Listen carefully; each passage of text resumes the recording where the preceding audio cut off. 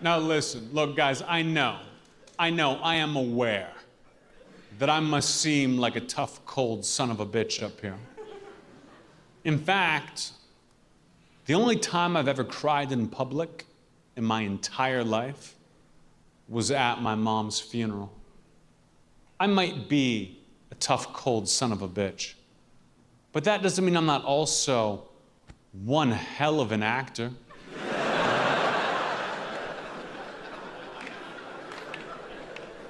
You know, my mom was a depressed woman. My mom was a very depressed woman. My mom was so depressed, she had the words, "In case of an accident, please do not resuscitate," tattooed across all of her children.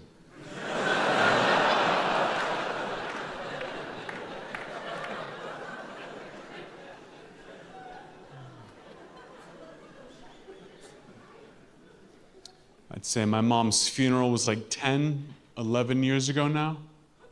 Last year, I had her body dug up.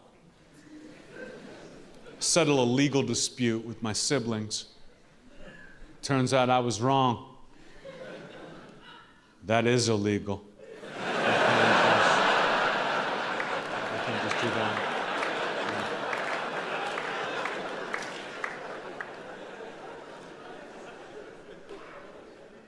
Now, at this point, I should admit my parents were actually pretty reasonable people when they were raising me. Unless they found drugs in my bedroom. Oof. Then they were high for days.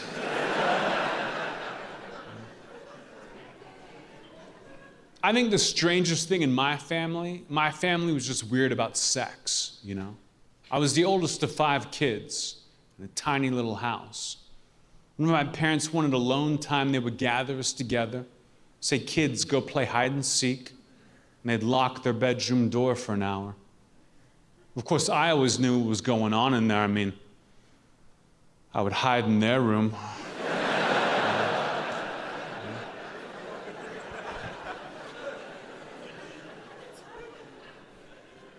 My parents are weird about sex. You know? I think the most embarrassed I've ever been in my entire life was the time my mom and dad caught me watching hardcore bondage pornography over their shoulder.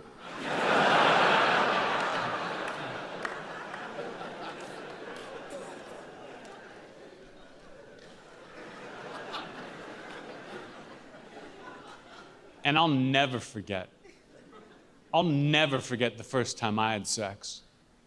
You know those stories you hear about kids who lose their virginity to the hot babysitter? I was the babysitter.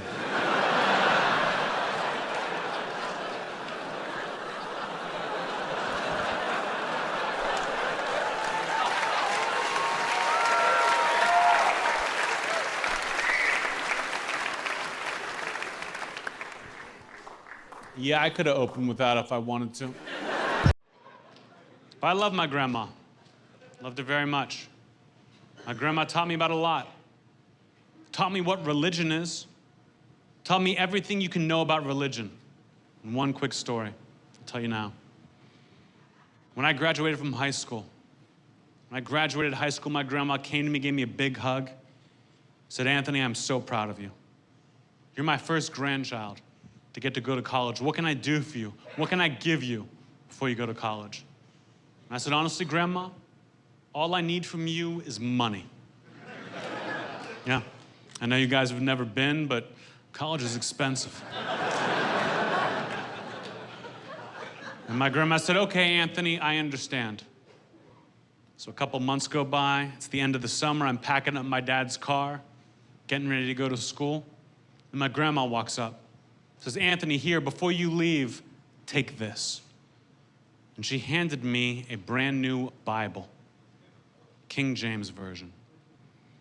And I said, "Thanks, Grandma, that's exactly what we talked about."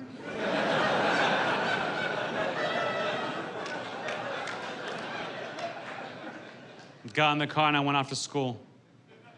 A couple of weeks go by, I'm hanging out in my dorm room, having a good time, when the phone rings. It's my grandma. She says, Anthony, just calling to see how college is going. I said, Grandma, college is the best. I'm having the time of my life. But to be honest, I'm already starting to run low on money. And I could use a little bit, like we talked about. She said, okay, Anthony, well, let me ask you this. Have you been reading your Bible? And I said, totally, Grandma. I'm on chapter 4.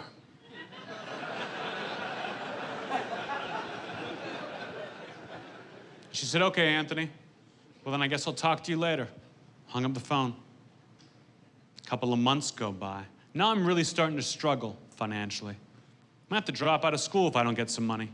So I call my grandma in a panic. I say, Grandma, please, it's Anthony. I'm having the time of my life in college. I love it here. But if I want to graduate, and I do, I need you to send me some money like we talked about. She said, well, Anthony, let me ask you this. Have you been reading your Bible? And I said, yes, Grandma. I wish it was longer.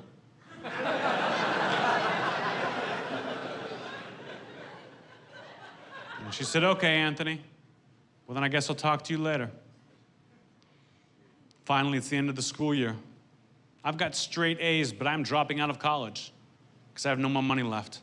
And I'm furious. I'm close to tears cleaning out my dorm room. When the phone rings, it's my grandma. She says, Anthony, I heard you're dropping out of school today. How come? And I said, you know goddamn well how come, Grandma. Because you wouldn't give me any money. She said, well, Anthony, let me ask you this. Did you read your Bible? And I just hung up the phone. I was so pissed off. Took everything out of that room. The last thing I took off the shelf, the last thing I took out of that room was that Bible my grandma had given me. Took it off the shelf, held it in my hands, and for the first time, I actually opened it up. And right there, on the very first page, in my grandmother's handwriting, it said, fuck you.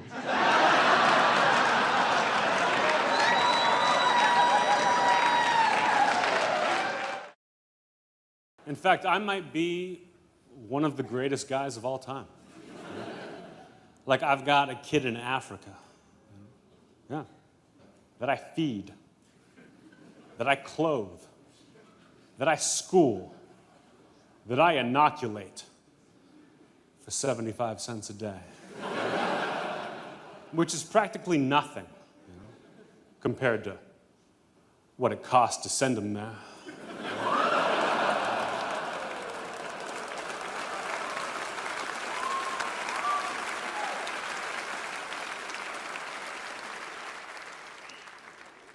You guys are doing great so far. I love performing in Chicago. The only weird thing about performing in Chicago for me is after all my shows, everybody just wants to do drugs with me. I'd be like, Anthony, that was hilarious. I got a joint on me. Let's go smoke it. Hey, Jeselnik, amazing job, as usual. I've got mushrooms in my backpack. Let's eat them. And I've got to keep telling them the same thing I'm going to tell you guys right now. Hey, assholes. I'm fucking famous. Give it to me.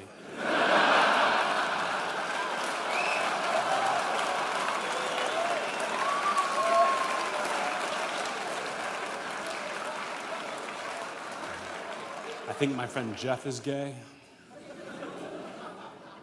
I don't know. I'm so bad with names.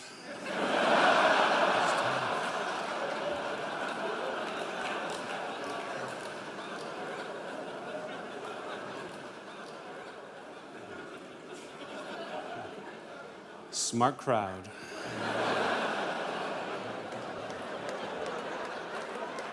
When I was a kid, my friends and I got arrested for vandalizing a graveyard. $10,000 in damages. But we had a great lawyer who knocked it down to criminal trespassing and necrophilia.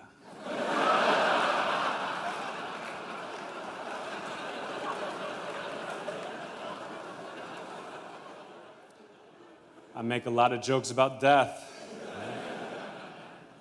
because it's hilarious. My whole family's like that, kind of, you know. In fact, well before I was even born, my great-grandmother threw herself in front of a bus. Police tried to say she was committing suicide, but the family knew that she was just trying to stop civil rights.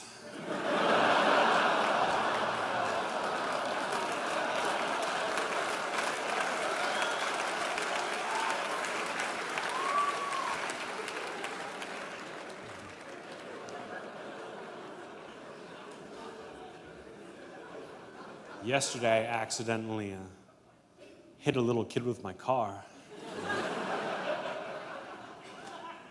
It wasn't serious. Nobody saw me.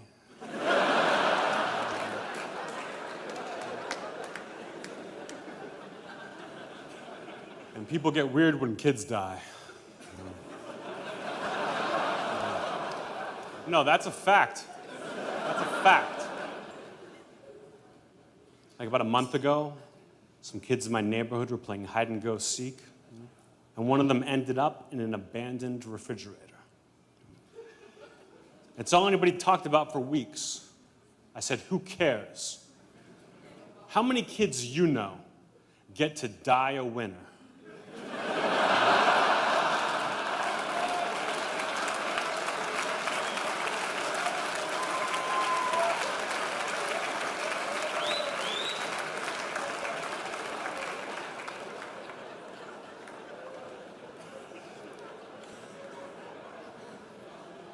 I assume you guys all knew who you were coming to see tonight.